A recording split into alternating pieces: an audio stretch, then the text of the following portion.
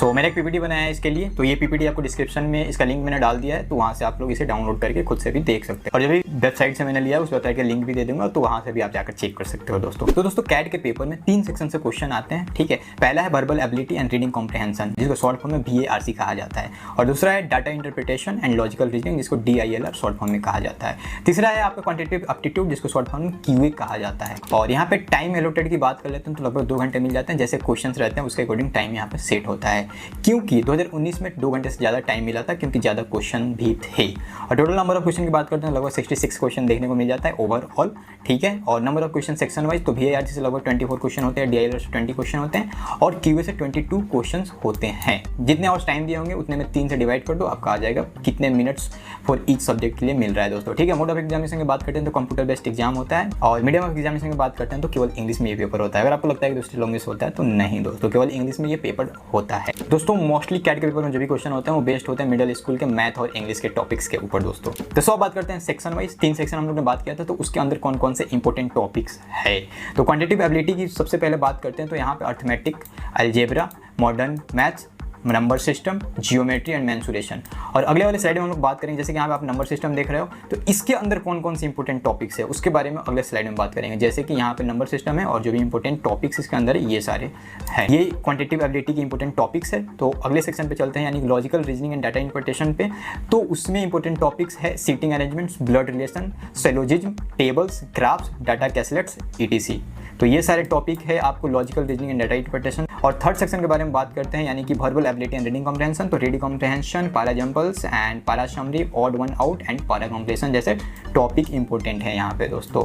तो ये 3 सेक्शन के बारे में हम लोग ने बात कर लिया। और अब आगे चलते हैं एक एक जो भी था, जैसे क्वांटिटेटिव एबिलिटी सिलेबस के बारे में बात करते हैं, उसमें बहुत सारे इंपॉर्टेंट टॉपिक के बारे में हम लोग ने बात किया था, लगभग 5। तो एक एक करके उसके अंदर कौन से टॉपिक है उनके बारे में डिस्कस करते हैं। तो नंबर सिस्टम की बात करते हैं, तो उसमें SCF, LCM देखने को मिल जाता है, divisibility rules, base chain, finding units, place and tens place of a number, cyclicity, remainders, prime factorial, factorials and indices, search. And दूसरा टॉपिक था अर्थमेटिक। तो अर्थमेटिक में दोस्तों टाइम, डिस्टेंस एंड स्पीड से भी क्वेश्चन आता है, इसमें time and work, pipes and system से भी क्वेश्चन आता है, simple interest and compound interest से भी क्वेश्चन आता है, इससे तो आएगा ही।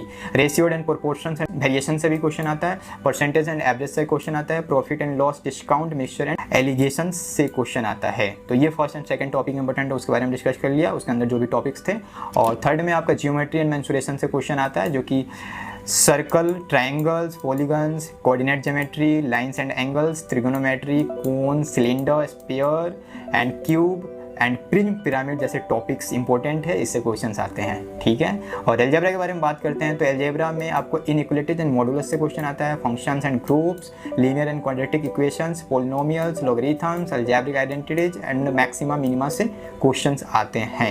एंड लास्ट मॉडर्न मैथमेटिक्स, जिसमें परम्यूटेशंस एंड कॉम्बिनेशन से क्वेश्चन आते हैं, probability, set theory and Venn diagram, binomial theorem and arithmetic progression, geometric progression and harmonic progression जैसे टॉपिक से क्वेश्चंस आते हैं दोस्तों। क्वांटिटेटिव एबिलिटी से जितने भी सिलेबस थे, उनके इंपॉर्टेंट जितने भी टॉपिक्स थे, मतलब जितने भी टॉपिक्स थे वो सारे टॉपिक्स इंक्लूडेड कर दिया है मैंने दोस्तों। आई होप ये सारा टॉपिक मैंने इंक्लूडेड कर दिया। अगर कोई भी छूटा हो तो आप कमेंट कर देंगे, उसको मैं जरूर ऐड करूँगा अपने कमेंट सेक्शन में, पिन कर दूंगा या तो फिर डिस्क्रिप्शन में मैं डाल दूंगा, ठीक है। बट मेरे ख्याल से कोई नहीं छूटा है इसमें। एंड अगर बात करते हैं data interpretation and logical reasoning syllabus के बारे में, तो उसमें सीधी सी बात है, data interpretation and logical reasoning दो सीधा सा टॉपिक दिख रहा है। तो इसमें कौन से आते हैं टॉपिक, तो डाटा इंटरप्रिटेशन की सबसे पहले बात करते हैं, तो tables, data caselets, reasoning based on DI and columns, graph, bar graphs, Venn drawing, line charts, pie charts, scatter plot, radar chart, routes and network, bubbles chart. And logical reasoning की बात करते हैं, तो binary logic and games and tournaments, arrangement, team formations, order and ranking जैसे topic से questions आता है दोस्तों। अब बात करते हैं verbal ability and reading comprehension से कौन कौन से टॉपिक होते हैं। तो इसमें para jumble, with and without options, ठीक है। तो विथ मतलब जिसमें 3-4 ऑप्शन होते हैं, जितने भी ऑप्शन हो, और विदाउट ऑप्शन मतलब कि TITA, type in the answer दोस्तों, इसका फुल फॉर्म होता है। यानी कि अगर आपका आंसर आता है 4.5 तो आपको 4.5 ही लिखना है वहाँ पे दोस्तों, ठीक है। ऐसा नहीं है कि उसको बनाते जाना है, ऐसा कुछ नहीं। पैरा समरी से odd one out, reading comprehension and para completion से क्वेश्चन आते हैं। यानी कि verbal ability and reading comprehension के बारे में हम लोग ने बात कर लिया। तो तीनों सेक्शन के बारे में बात कर लिया। दोस्तों अब बात करते हैं कि सिलेबस वेटेज क्या होता है। तो सबसे पहले क्वांटिटेटिव एबिलिटी के बारे में बात करेंगे, बिल्कुल लाइन से हम लोग बात करेंगे। तो अर्थमेटिक्स से लगभग 8 से 9 क्वेश्चन आया था 2022 में, और 2021 में 7 से 10 क्वेश्चन आए थे, और 2020 में 10 क्वेश्चन आए थे, और 2019 में 14 क्वेश्चन आए थे, यानी कि 14 क्वेश्चन ज़्यादा हो गया एज कम्पेयर टू 2022, 21 एंड 20। ठीक है, तो और अलजेब्रा से बात करते हैं तो 4 से 9 क्वेश्चन आया था 2022 में, और 2021 में 6 से 8, और कैट 2020 में 6 से 8, और कैट 2019 में 11 से 13 क्वेश्चन आया था अलजेब्रा से। दोस्तों 2019 में ज़्यादा क्वेश्चन देखने को मिल रहा है। और वैसे ही ज्योमेट्री एंड मेंसुरेशन का आप देख सकते हैं, नंबर सिस्टम का देख सकते हैं, मॉडर्न मैथमेटिक्स का देख सकते हैं। एंड ओवरऑल बात करते हैं तो 2022 में 22 क्वेश्चन आया था क्वांटिटेटिव एबिलिटी से दोस्तों, यानी कि क्वांटिटेटिव एबिलिटी एक सेक्शन हो गया, उससे 22 क्वेश्चन आए थे। और 2021 में भी सेम नंबर ऑफ क्वेश्चन थे, यानी कि 22, और 2020 में 26 क्वेश्चन थे, यानी कि ज़्यादा थे 2022 और 21 से। और 2019 में 34 क्वेश्चन देखने को मिला था, तो टाइम भी उसमें ज़्यादा देखने को मिला था दोस्तों। ठीक है, उसके बारे में आगे हम लोग बात करेंगे। अब हम लोग बात करते हैं verbal ability and reading comprehension के सिलेबस वेटेज क्या है। तो यहाँ पे टॉपिक रीडिंग कॉम्प्रिहेंशन से कैट 2022 में 16 क्वेश्चन थे, 21 में भी 16 थे, 20 में 18 क्वेश्चन थे, और 19 में 24 क्वेश्चन थे। 2019 में ज़्यादा देखने को मिल रहा है दोस्तों। और पैरा एग्जाम्पल से लगभग 3 क्वेश्चन आया है, 2019 में 4 क्वेश्चन आया है, और पैरा समरी से 3 ही क्वेश्चन आया है 19, 20, 21, 22 में दोस्तों। ठीक है, odd one out para completion से 20, 21, 22 में 2 क्वेश्चन आया, और 2019 में ज़्यादा देखने को मिला था, यानी कि 3 क्वेश्चन। ठीक है, तो ये verbal ability and reading comprehension के सिलेबस के बारे में हम लोग ने बात कर लिया। अब हम लोग बात करते हैं logical reasoning and data interpretation syllabus के वेटेज के बारे में। आई होप कि ये आपको क्लियर दिख रहा हो। तो यहाँ पे number of sets in PYQ 2017 से 22 में कितने क्वेश्चंस आए थे। ठीक है, तो रीजनिंग बेस्ड DI 10 क्वेश्चन आए थे लगभग 2017 से 22 तक, ये ओवरऑल हम लोग बात कर रहे हैं। ठीक है, ये ध्यान रखिएगा।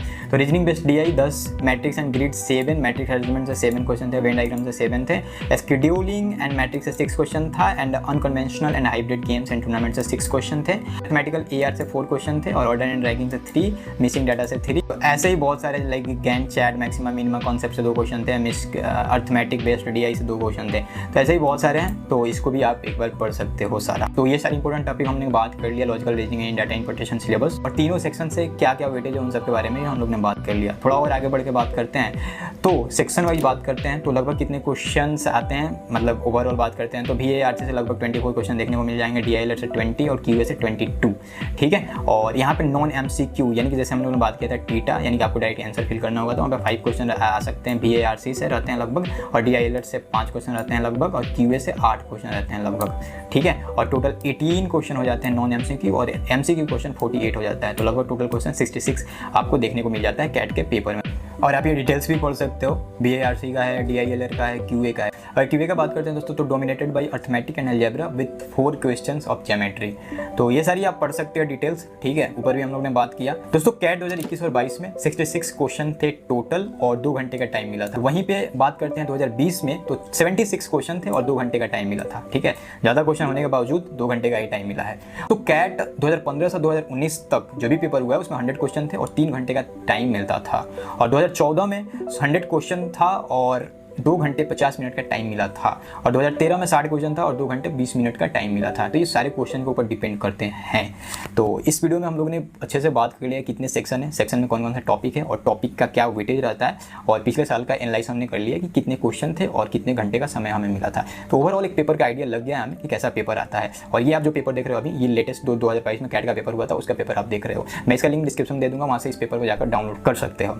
तो दोस्तों किसी किसी को पेपर बहुत टफ लगता है और किसी किसी को मॉडरेट लेवल का पेपर लगता है। ठीक है, तो ये सारा डिपेंड करता है कि आपका प्रैक्टिस कैसा है। तो ये बुक सारे तो आप खरीद लोगे, इसमें कोई बड़ी बात नहीं है। ठीक है, आप सारा का सारा बुक खरीद सकते हो, लेकिन प्रैक्टिस अपने हाथ में है, क्योंकि AI इतने सारे हैं, वहाँ से आप पढ़ सकते हो, कुछ भी सर्च करो उसका सोल्यूशन वो देने के लिए तैयार है। ठीक है, इवन नॉमिकल्स भी क्वेश्चन ये सॉल्व करके देता है, बट बहुत सारे रॉन्ग आते हैं आंसर, बट ये ट्राई कर लेता है उसको सॉल्व करने का। तो एक अप्रोच का आइडिया आपको लग सकता है। तो AI पढ़े हुए हैं, बहुत सारे वेबसाइट आ गए हैं मार्केट में, तो कंटेंट की कमी नहीं होने वाली है किसी भी चीज़ की प्रिपरेशन के लिए, बट प्रैक्टिस ही एक ऐसा है जो हमारे हाथ में है। तो प्रैक्टिस ज़्यादा इंपॉर्टेंट है।